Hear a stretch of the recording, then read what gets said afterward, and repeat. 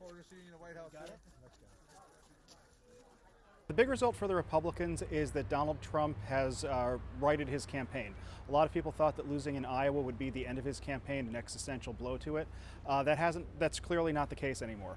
He's won in New Hampshire. He's won by a wide margin. He's probably going to stay in this. He's probably going to do very well in South Carolina. And then the question for the rest of the Republican Party becomes, is there anyone who can stop him? Right now, Trump doesn't have the kind of support you expect a presidential nominee to have from elected officials and other party leaders. But there are so many other candidates, and they're all doing kind of okay tonight.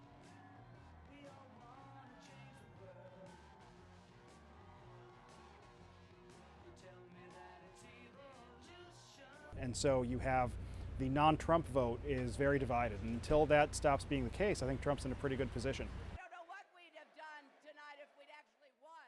This is a pretty exciting event, and I'm very grateful to all of you. I want to begin by congratulating. I think that's the big question for the Clinton campaign. They need to decide somehow if this was simply a geographic and demographic fluke, that it was a state right next door to Bernie Sanders' home state, with an all-white population virtually, with a Democratic Party where the activists tend to be very liberal and very young.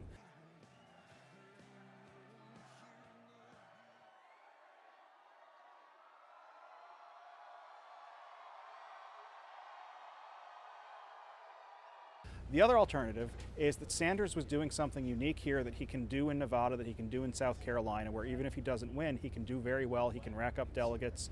And if that's the case, I think the Clinton campaign needs to evaluate whether the problem was something with their message, something with their campaign, something with their candidate, or whether there was something about the Sanders campaign that they need to replicate and haven't been able to yet.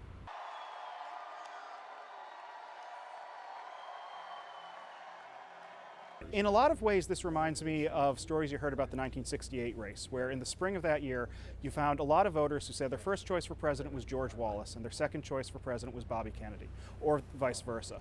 And those are two candidates who, on the face of it, couldn't be further apart from each other. But what they had in common was that they were running on really strong change platforms, running on the idea that the system was rigged, that the people that they were talking to were being left out of the process, being intentionally harmed by the process, couldn't get ahead, couldn't win, couldn't get a fair shake. And I think you might be seeing a similar dynamic. I think there are a lot of people who look at Donald Trump and look at Bernie Sanders and see people who want to shake things up, who are willing to say, hey, the system is rigged, there's something wrong with it, and you're suffering as a result of it, and somebody else is doing better than you because of it. Now, these are two candidates offering very different policy prescriptions, very different recommendations for what to be done. They're placing the blame differently. But if you're a voter who just thinks that things could be better, I think either candidate could appeal to you on some level. Of people.